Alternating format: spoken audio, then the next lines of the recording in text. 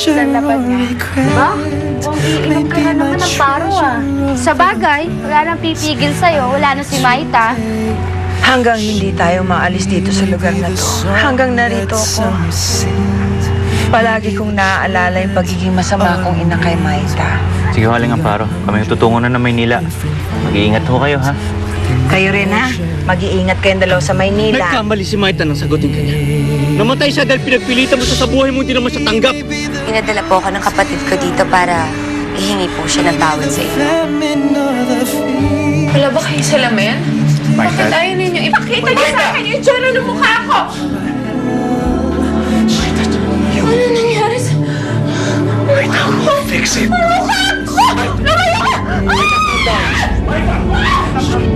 Di lang mukha kong sinira mo pati buhay ko. Ako lang nagmahal sa'yo ng ganito. Si Mark, magpapakasal kami. Mamahalin ka pa ni Mark pag nakita niya sunog ang mukha mo. Hindi ka na niya mamahalin.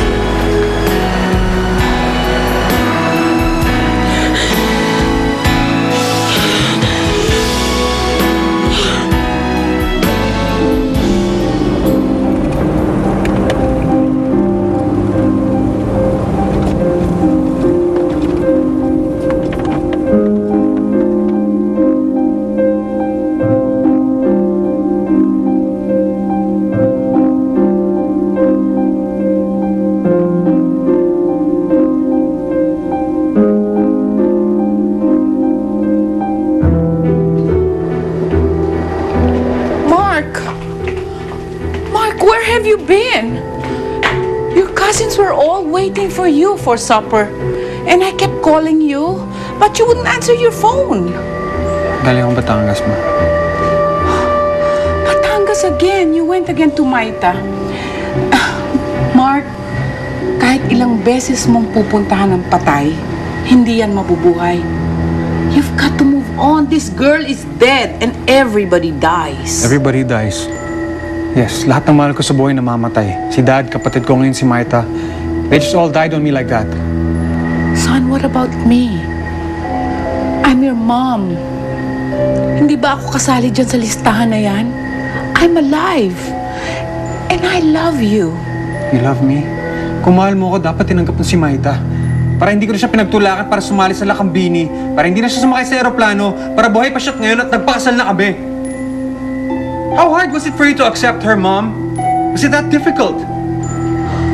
I got her killed because of you.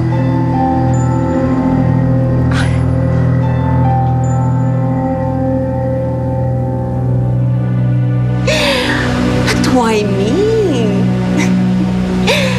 Marami naman diyang mga misis na magaganda. Lea Vida, we want a pageant to create noises.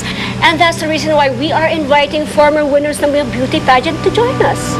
After all, your body still looks like a beauty queen. Well, it's in the genes. I have to thank my mother for my fast metabolism. You know, I hardly exercise. I hate exercising. To tell you the truth, I don't exercise. Nananalaytay lang talaga sa dugo ko ang pagiging isang beauty queen. We get your point, Miss Yavida. So, papayag ka na maging official candidate for Mrs. Beautiful? Sandali, too fast. Papaalam mo na ako sa pamilya ko. Baka hindi naman nila gusto. I'll get back to you. Well, I guess we have... Oh, well, thank you, Mrs. Rivas. Okay. Yes, thank you very much. Thank you very much. We'll see you again. Okay. Okay. Wala ba kayong kotse? Oh, we have our service, Mom. Okay. Baby, pakihatid lang sila. Okay, thank you. Thank you very much. Okay.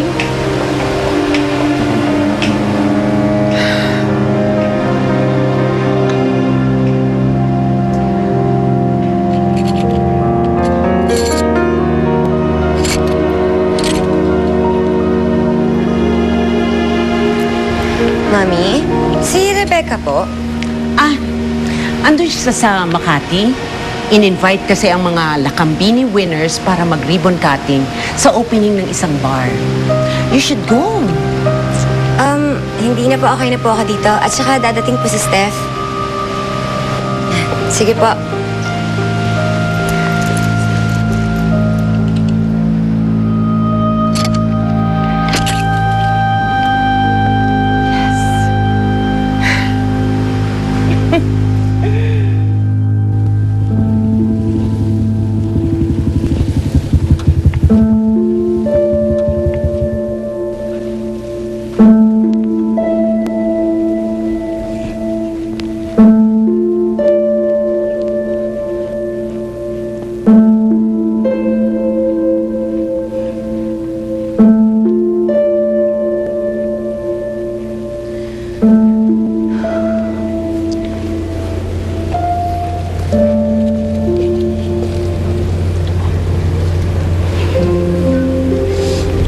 Aling Amparo, kasi pumunta pa tayo sa sementeryo, natatakot ako.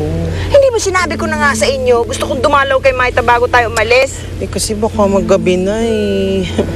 Baka makakita tayo ng multo. Yun ang gusto kong mangyari, makakita tayo ng multo. Sana nga makita ko multo ng anak ko.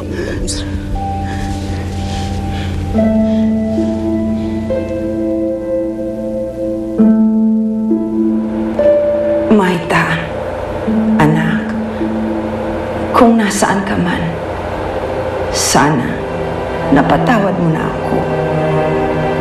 Kung naging madamot man ako sa pagmamahal, kung naging sagana ako sa pananakit sa'yo, patawad na. Pasensya sa lahat. Aalis na muna kami, anak, para iwanan ang lahat ng yan dito. Hindi ko tuluyang mapapatawad ang sarili ko kung magtatagal pa ako sa lugar na ito.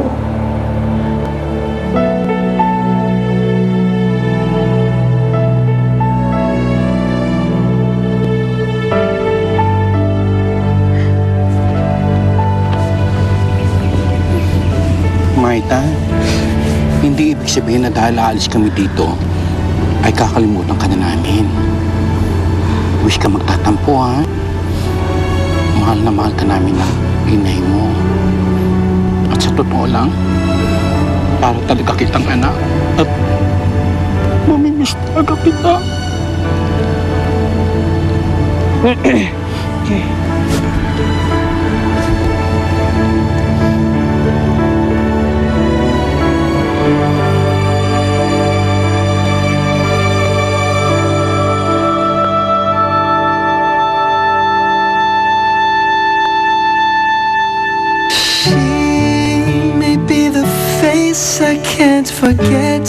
Pop Ballad.